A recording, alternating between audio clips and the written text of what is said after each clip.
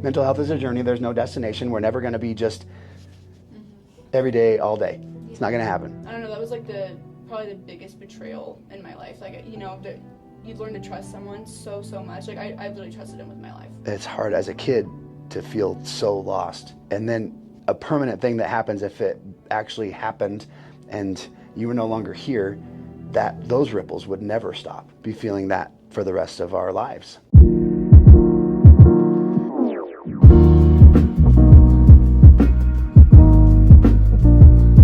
Hey everyone, welcome back to Breaking Point Podcast. I'm here with two of four of my beautiful daughters. This is Madeline. She goes by Maddie. This is Gracie. Her first name is actually Emily, but her middle name is Grace, and I wanted to name her Grace. So that's what she gets called, Gracie, right? We're going to talk today a little bit about some of the things, you know, we've all had we all have past. And just, again, as I said last week, just because you're young doesn't mean that your feelings aren't valid. It doesn't mean that you can't speak up and be heard by somebody. And so today we're going to talk about some of the things that sort of led up to some troubling, trying times for the girls and for our family as a whole. So we'll get right into it. When I bring people here, I just like to talk about really whatever, you know, like the thing that I talked about last week was that just because you're young doesn't mean that you don't have valid thoughts and feelings. And growing up in my era, back in the colonial days, like you guys like to think, kids were supposed to be seen and not heard, basically, you know, and it's a different era now. And I think that created a lot of, you know, for me, it created a lot of kind of pent up, like anger, you know, because I really wasn't allowed to express my opinion. So, but you guys, do you feel like how do you feel like in this world, whether it's at school or at home or whatever, how do you feel like your voice is heard? Do you feel like it's hard to get heard? I feel like it mostly depends on like the people you talk to, I guess, because a lot of times, like, I used to not talk to people at all because I'd feel like when I would, like, people would be like, oh, you're such a pick-me, or like, you're just attention seeking, like all that kind of stuff. Or I would talk to people and then they would flip it around on them, and like, or I had, like, one of my friends in the past I'd tell her something, and then she would go off telling people that it was her own problem, that I told her, like, was my issue that I was struggling with, and she, like, used my same exact words and everything. So I, like, and, like, now I have friends that I know I can talk to and, like, go to that, and they make me feel so comfortable. What about adults? I think it depends on the age. I think I've noticed in, like, I don't know, like grandma and grandpa's age, like I think that some of them still don't understand that, you know, to a certain extent. Like they feel like they kind of are more closed-minded still. Not all the time, but just depending. I think, I don't know, I've noticed that in that generation a lot more. But I would say in schools sometimes too. I think there's a lot of principals and a lot of like people in authority figures and stuff. They're a lot older most of the time, I would say. I mean, in your school it's a little bit different, but in public schools a lot of them are older because they've been in the public school system for a long time.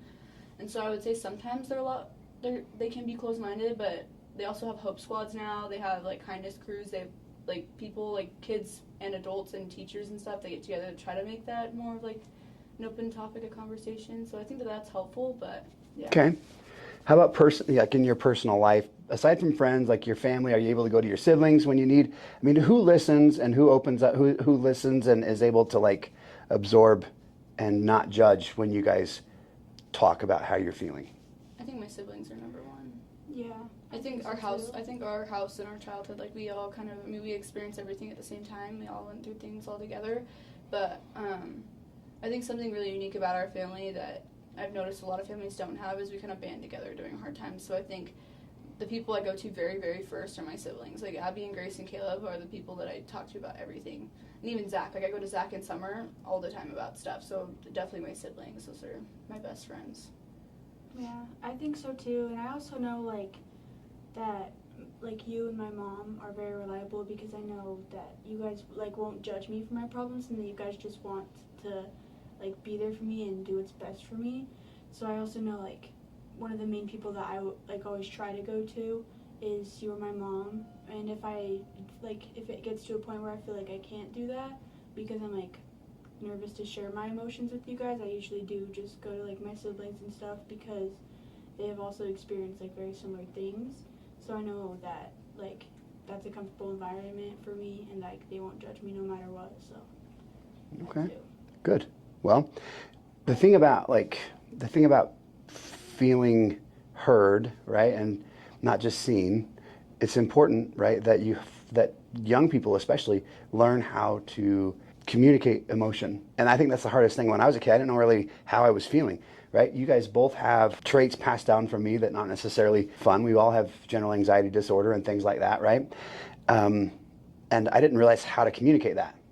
So when I was your age, I just thought it was normal to feel scared all the time. You know what I mean? Mm-hmm. When you guys are feeling scared, do you feel comfort in knowing that people around you know how you're feeling and they understand it? Mm-hmm. Because the world is easier now. I think the world is harder, much, much harder than when I was a kid.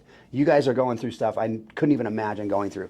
But the one thing that I think that this world has created is the ability to talk about mental health way more than whatever, So tell me, like, do you guys feel like you're, like it's a comfort to be in a world where it's talked about? Mm-hmm.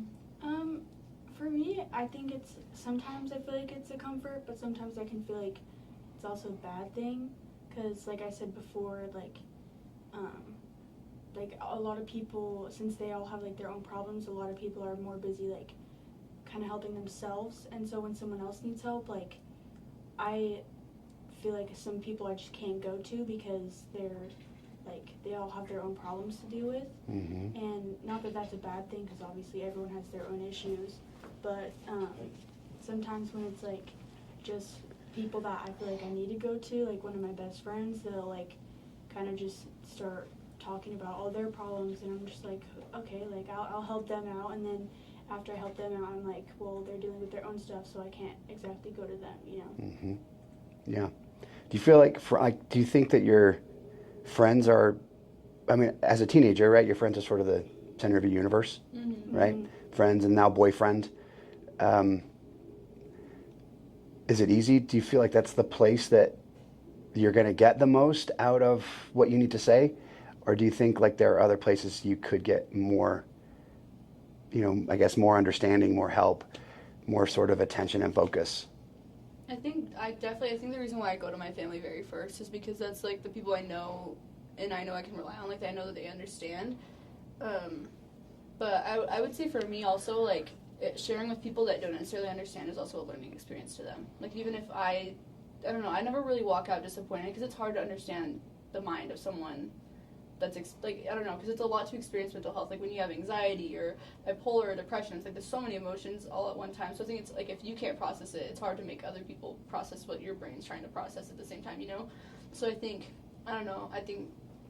I share with people that don't necessarily understand, because I think that it's a learning experience for both of us. It teaches me how to teach people, but it also like teaches other people how to like hear and try to see people and try to like see beyond what they understand, So I think it's a growing experience for both people. But I think the reason why I go to my family very first is because I know that they're going to understand it. Like everyone has probably experienced what I've experienced, Yeah. All right, let's switch gears here. I want to talk, I kind of want to talk about from the beginning, because you guys, obviously I've been your dad your whole life, hopefully, right? You guys there's been obviously some big changes in your lives as you have grown up. So, going back as a child, what's kind of the first, let's just call it the Breaking Point podcast, right? Where we always have moments in our lives where we come to a crossroads. And you guys are still very young, but it doesn't mean you haven't had those moments in your life where you say, I have to choose now between one thing or another. Was your mom and I's divorce, was that like kind of the first time you felt unsettled in your life, or were there times prior to that you started, that you felt super happy, that you felt sort of what's happening kind of thing? Tell me a little bit about that. And Maddie, you start. I guess most of my childhood, I think we knew from a very young age I was like a very anxious person. I struggled with night terrors most of my childhood. I couldn't spend the night in my own bed. I was always scared. I always had to have someone sing me to sleep. Like I just was always very, very anxious. Not someone. You. Yeah. Sing me to sleep, or I had to have someone there until I fell asleep or was ready to fall asleep, because I just was so anxious that something was going to happen. And I used to, like, map out our house and be like, hey, if my parents aren't here and there's a fire, this is how I'm going to escape. And I even taught my siblings. I taught all of my siblings the escape routes, or if someone broke in, where we'd hide, where we'd go. Like, I always, like, I don't know, I'm very type A, but I think the anxiety didn't help. Like, I just was always, everything had to have a plan or something, you know. I was just very, very anxious all the time. So I think that I just kind of, like, grew up and felt like that, but I always knew that you understood it, you know. Like, I'd never, you know, I didn't ever think there was something wrong with me. I always just kind of was like, my dad's like this too, or people in my dad's family are like this too, you know. So I just kind of related to my family, and I understood. But I would say, like, I don't know, I think I turned 8, and I think being the oldest sibling, you kind of notice things with your parents more than the rest of the kids, you know. And I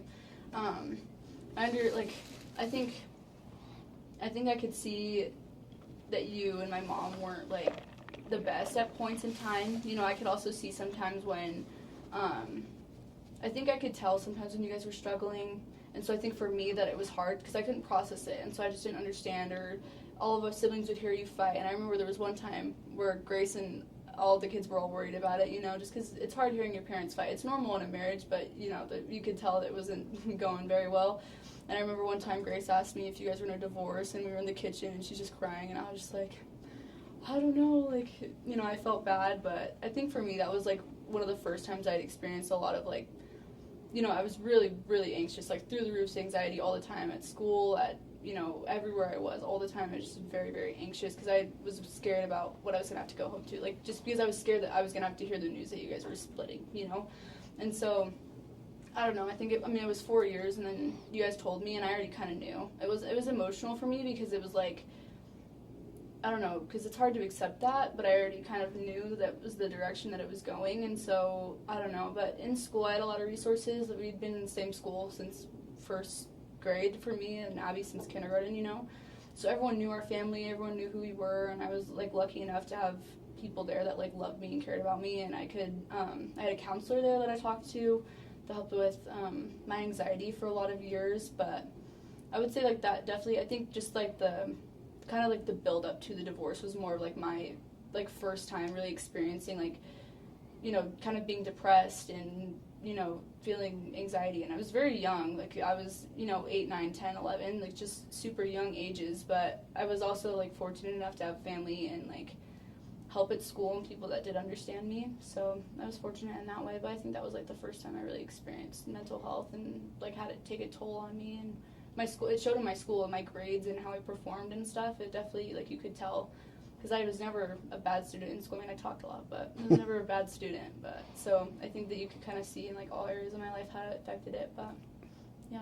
All right. Yeah, no, I had the same thing. You know, my report card used to say Eric gets up and walks around the classroom and disturbs other students. Mm-hmm. That was, like, you know, it's kind of I think it's kind of the Hawker curse. We can't really sit still very often. Yeah, no. It's hard for me to sit still just for this hour sitting here. Yeah. So. Every parent-teacher conference, Maddie's a good student, but she talks too much.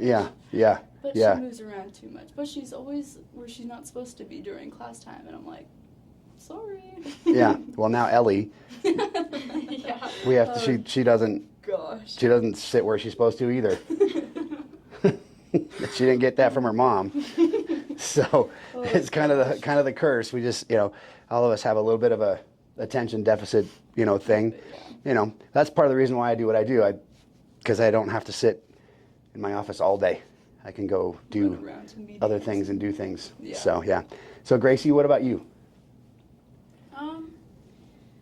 Well, for me, like, I definitely have always kind of been a little anxious, kind of like Maddie, but definitely I don't think as bad, because whenever I'd get, like, that scared feeling, I definitely would push it away because I didn't know what was going on because I was so young. But with, like, depression, I've kind of always struggled with it because when probably I was about, like, 6, I know it's super young, but I would get just, like, such deep feelings of sadness, and I didn't know what was happening, so I didn't want to tell anybody. But when I was around 7, I would, like, something would happen, and for a little kid, like, even just getting in a fight with your siblings can be super big. And so I would just go into my room, and that's, like, I would tell myself, I'm like, I just don't want to be here anymore, like, little things like that. Like, I was I didn't know what was happening to me, so I kind of would just push it back, and I'm like, no, I'm okay, like, I'm just being dramatic, like, all that kind of stuff. It definitely did start to get worse after the divorce, because I always told myself, I'm like, we're all going to be a family forever, and all this stuff, like, my parents are never going to divorce, all this stuff, like, I always told myself that, because that's truly what I wanted to believe.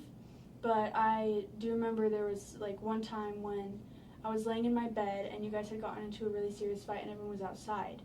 And I went outside, and I just started crying, and I was like, well, like, they just got into a really big fight, and I heard stuff that, like, I wish I didn't hear. And that's kind of when I knew that, like, stuff might have started to get bad in your marriage, and I feel like that's also when it started to get more worse for me, because I was just, like, struggling, because I always told myself, I'm like, no, they're going to be together forever. And then when we were sitting in the car with my mom, and I finally, like, got the news that you guys were getting a divorce, I just started sobbing. And then after that, like, I kind of just shut down, because, like, staying together forever was one of my, like, biggest things that I always wanted when I was a kid. And now I've definitely, like, come to terms with it, but it was definitely a breaking point for me when I was younger, because I always wanted everyone to be in the same house and all together forever, especially because change isn't a very, like, good thing for me. I don't do very well with change, and that was a very big change for me, especially because I think I was, like, 8 or 9 when you guys got a divorce. And so that's definitely when my mental health started to get, like, super bad, and when I started, like, self-harming and all that kind of stuff. What kind of self-harming? I would just, like, I would break picture frames in my room and, like, start cutting myself with a glass in it. Or I'd get, like, an eraser and just erase until my skin was, like, raw. Just things like that. I never really did anything else rather than, like, cut myself or, like, erase my skin away, because when I was in, like, 5th grade, that was also a big thing that everyone did as, like, a challenge, I guess, is they were like, let's see who can erase until their skin is raw. And so I was like, well, I can just self-harm that way, or I can just break picture frames in my room and just cut myself and nobody will know. I can just hide it with, like, long sleeves, you know? Okay. I didn't know about that part. I didn't know any of those 2 things. Sorry you guys had to go through that. It's okay. We got past, though. Oh, yeah. We I mean, it took some time, right? After that went down, I mean, it's hard for everybody. And you guys, I think it was kind of you felt, I think, probably pushed or pulled, I guess, to sort of take sides, one or the other, you know, dad or mom or whatever else. I don't know. I mean, that's probably how you felt. I hope that it wasn't too bad that way. But after we separated and you guys were coming, you guys stayed with me for a long time after, like, a few weeks after that happened. Mm-hmm. And then we started going back and forth and that kind of thing. Did that, I mean, because I was still looking for a place. We were staying at my grandma and grandpa's house in the basement, all in one room. Like, it was, you know. Bedroom to 5 Yeah, people. Yeah. That was a big mess. It was like, what was it like? You guys had a turn, like a rotation to sleep on the bed, so one person? You had your side of the bed, and we had 3 mats on the floor, because the room is tiny. So we had a bed in the middle, a little dresser, and then, like, 3 mats. So 1 here and 2 here. And so we had a rotation, because no one wants to sleep on the floor. No one wanted to do that. And I was like, I'm the oldest, I get the bed, and Dad, no one liked that, you know. And so we had a rotation, so it was oldest to youngest, and so I would get the bed, and then the other 3 would sleep on the floor, then Abby, then the other 3, and then Grace, you know, and so on. And it was always who slept on the mat that was, like, to the right of the bed. Whoever slept there every night you automatically knew that they're just the one that gets in the bed the next night. Mm-hmm. It's a pretty good rotation. Yeah. Oh, yeah. For me, because I'm also super anxious and I hated seeing you guys, like, I hated not having you under the same roof with me all the time. Mm-hmm. It was actually kind of a comfort to have all of us in that one room. Mm-hmm. Did it feel like that to you guys? I liked it. I think that if we were in a house with, like, so much space in a time where I already felt so, like, distance, because it's, like, you feel alone, even though there's a million people around you in our family, like, you feel alone during times like that.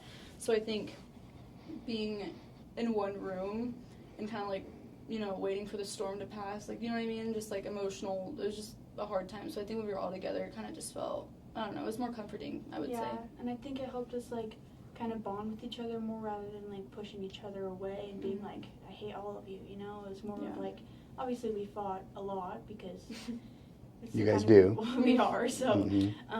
but I feel like the love that we like had for each other like kind of just grew more, and we kind of like helped each other through such a hard time, and it helped us bond a lot more with each other. So. Yeah.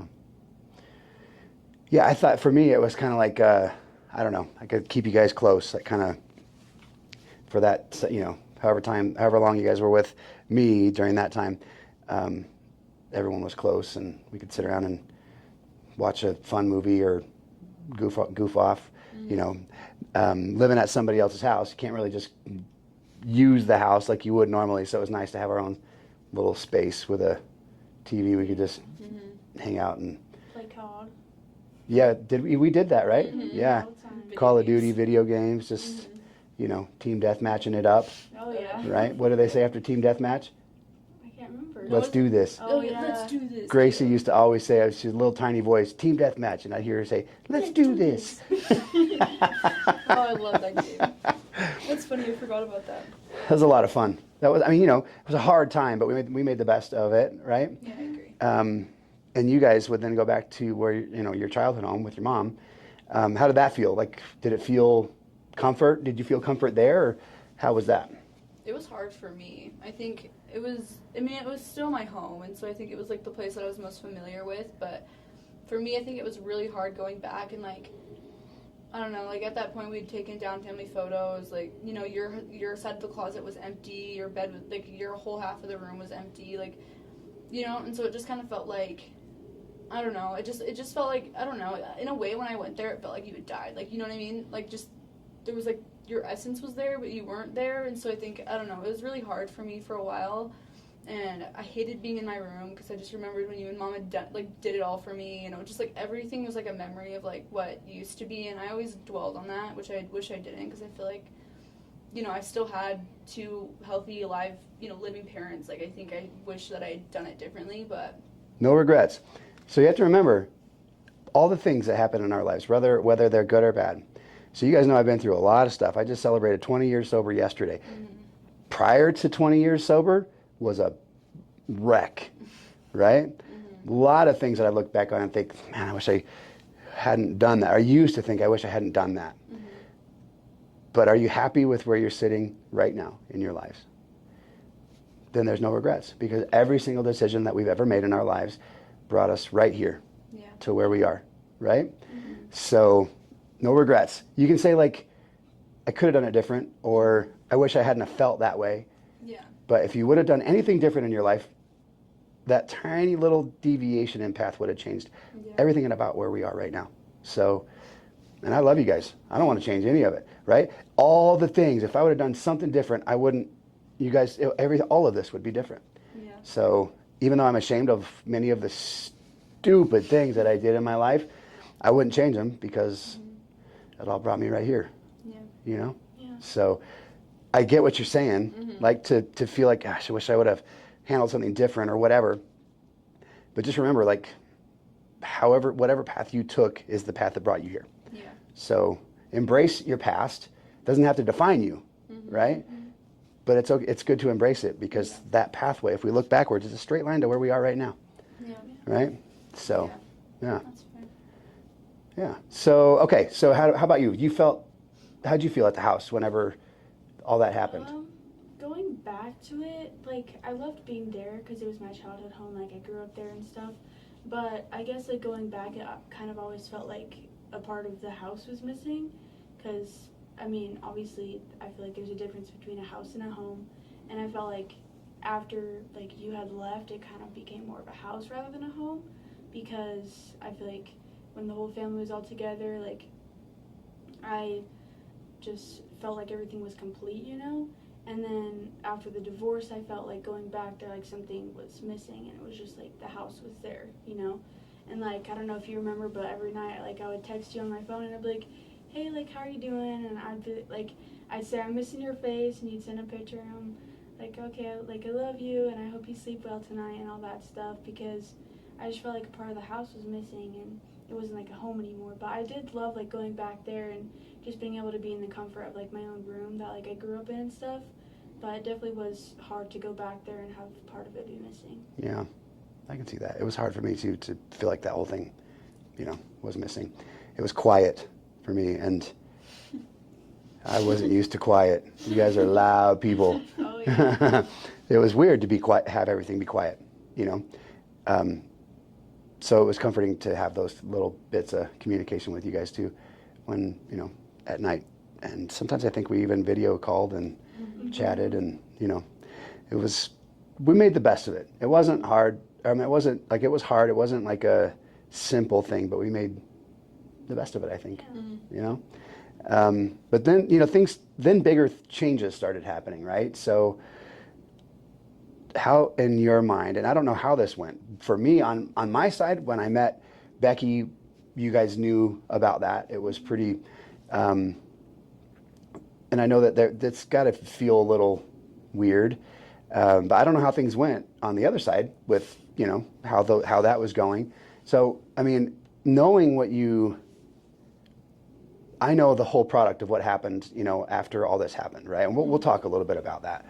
But in the lead up to kind of another breaking point that we all know of that happened in your guys' lives, how did it feel with your parents, like, moving on? Oh, I hated it. I was so mad because I just felt like, for me, I never expected it. Like, just because, I don't know, I think knowing now, like, I don't know, because when you're an adult and you get divorced, like, you know what you're looking for next. Like, you know what you don't want, and you know what you do want now, So, because at that point you'd been married, what, like 14 years, 13 years? Yeah, something like that. It was 14 years, I think, almost 14 years or something. And so... Close, yeah. 13 and some change. Yeah, and so I was like, I don't know, so, like, understanding that now, you knew what you wanted, so when you found it, like, that was fine. But for me, I was just like, it was so fast, you know what I mean, for me, at least, and it probably wasn't as fast as I thought, but I just felt like everything was, like, weeks within each other. But I also think changing houses week on and week off made time so skewed for me. So you felt like it was, with me and Becky, you felt like it was really quick? Oh, yeah, I was like, I mean, I remember I talked to you about wanting to meet her first, I was so, like, just oldest kid, like, I just wanted to, have everything to me first, and I don't know, and so when I had gone to Texas, because I wanted kind of like an escape, I wanted a little bit of a break from life, and I just wanted to go on a little vacation, so I went to Texas and hung out with my aunt for a few weeks, and I remember I got pictures from my aunt, of all the kids meeting, like, what I knew was going to be our future stepmom. I had already known. And those were from me, by the way. What? They weren't from... I sent those. Oh, well, I don't even remember. It was so long ago. I got pictures, and I saw that my siblings had met her, and I was so mad. Like, I remember me and my aunt sat on that couch, and she just kind of was, like, sitting there, didn't know what to say, really, but I was so mad. I was just, like... I was crying, and then I'd be yelling, and I'd be crying again. I was just like, it was very emotional, because I was just like, well, how dare he? It was just, how dare he let all of them meet her before me? And I remember I came home, and either you or her had set up some date for me and her to go on, and I was just like, the whole night before, I just was so sad. I was going to go in and be so mean to her. I was going to scare her away. I was going to try to make her, like, hate wanting to be, like, not want to be with my dad, And so I met her, and she was so nice, and she gave me all these things. She took me to my favorite food place. We got our toes done. She brought me to this little store and let me pick things out, and let me get things for my siblings. And by the end, I was just like, I was not mean to her one time. And we went and played with puppies. I don't know if do you remember that? Mm-hmm. I sent you pictures. I was like, Dad, look what I got. But, like, she was just so nice, and I was just like, I, like, looked back on the day, I was like, I wasn't mean to her one time, and I so badly wanted to scare her away, and I just did not succeed on my mission, and so I wasn't happy, and then, I don't know, I kept seeing her more around. She came over and cooked with us, and baked with us, and, did all the fun things, and quickly I, like, saw her, like, incorporated into our family, and I knew from early on that she was going to be my stepmom, just because she fit so well. Like, she was everything that our family needed, so... I don't know.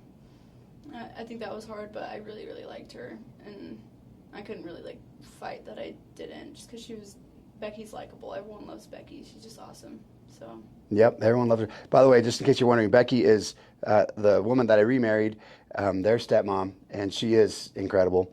And she took on, 5 kids, 4 of which live at home. So that's a feat all by itself. And also, you should know that Maddie does think the world should stop and wait for her when she goes places. Right? Okay. So I want you guys to understand, this is, she was mad because the world didn't stop and wait for her to get home before it kept going. So, okay, now that everyone out there knows this, Gracie, let's talk about you. What were when you met Becky, you were immediately...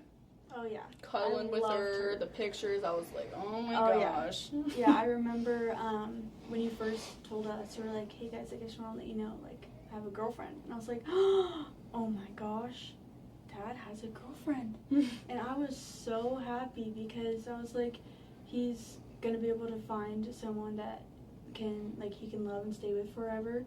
And, like, that's always, like, kind of the thing for me, I guess, is whenever I think of, like, marriage, I'm just like, they're going to stay forever. Stay together forever. And the second I met Becky, like, I just loved her so much. Like, I remember just, like, she, the first time she came over, she got us, like, a bunch of snacks, and she'd gotten me, like, my favorite thing. I was like, oh my gosh, I just love her even more now. Yeah, she bought your guys' affection. Oh, for sure. With food and trinkets. But the way to our heart is through our stomach, so. Yeah. Yeah. Yeah, but I remember, like, the day that you told us, I couldn't stop repeating myself. I was like, Dad has a girlfriend. And I was so happy about it. And I just kept being like, I'm so happy. And, yeah, I just loved her. And I knew that, like, it was just going to be a new beginning for all of us, and that she was definitely going to be an amazing new addition to our family. And she really was, because she is awesome, and she's definitely amazing for being able to take on all of us, because we are definitely we're a rambunctious bunch. Yeah, but She keeps her cool when all the rest of us are yeah. out of our minds. We're all so very anxious, like on edge, impatient people, and Becky's just like calm in the storm. She's like very zen. It's okay. And I'm like, okay. I'm like, I need to be Becky. Becky's what we need to be. Everyone be Becky. Yes. Okay, good. So that, I think, like, there's obviously a little bit of whenever anything changes in our lives. It doesn't matter what it is. When there's a change, it's gonna, like, create ripples. That's a big change, right? Like, Yeah. it really wasn't that long, by the way. Just so like, we started dating in June. Literally the day that the divorce decree came through, I took Becky on a date. The day. It came through in the morning. We went to lunch that day. So, and we've been talking on the phone and, I remember. texting, whatever, back and forth. But when the divorce was final, we weren't dating until the divorce was final. So once that happened, we went on a date that day. And, so it was quick. It wasn't like an imagination. It was quick. Yeah, I was like, maybe it's just me and my perception of time, but it did feel quick for me. I was like, next week and the next week, and I was just like, oh my gosh. Your mom and I separated in March, I believe. Yeah. And Becky and I started dating in June. Yeah. So. Yeah. Okay, so yeah, pretty quick. Yeah, so 3 months basically. But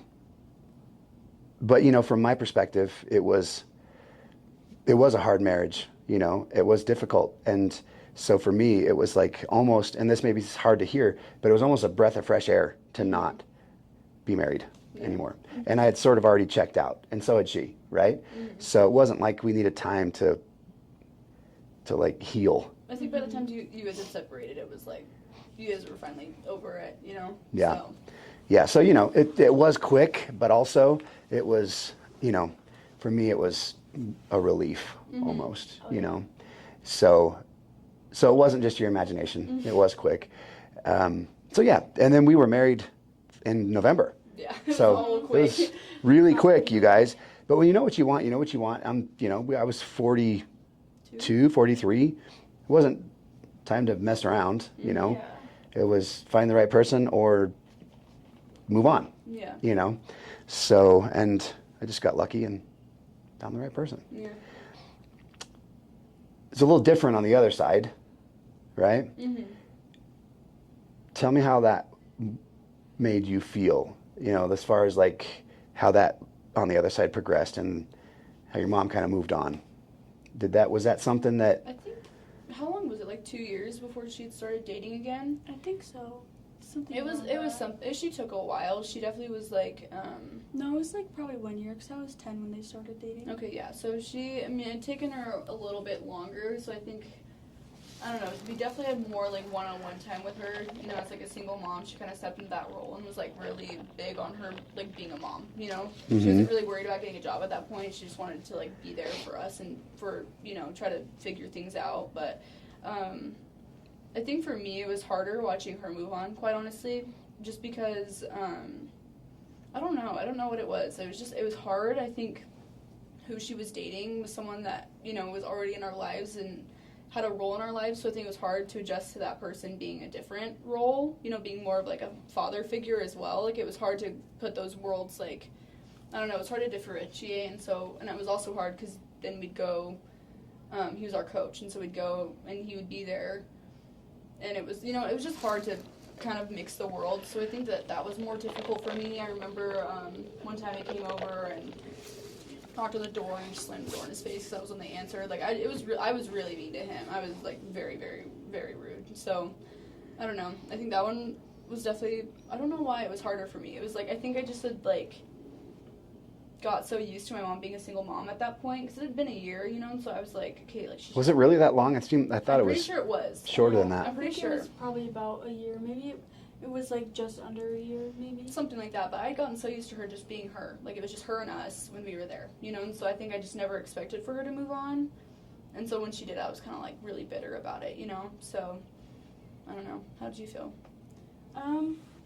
Personally, I was very happy because, like I said, like, change isn't a super good thing for me. I don't do very well with it, so knowing that, like, he was already someone that I was comfortable with and someone that I already knew, I was like, okay, like, this is good. Like, I already love this guy. He's so nice and all this kind of stuff. So I was really happy that she had found a really, like, good guy that was going to be able to treat her right, And so, originally I was very happy, and I was, like, I was already, like, oh my gosh, I loved him. And so, I don't know, I already loved him, and I was like, okay, like, this is good, It's already someone that I knew, someone that I was comfortable with, so, yeah. Good. Pretty happy with it. Mm-hmm. Good. Thanks for listening to part one. We're going to break this up into two because there's a lot to cover, so tune in next week for part two with these wonderful girls. So thank you very much for listening to the Breaking Point podcast. We'll see you next week.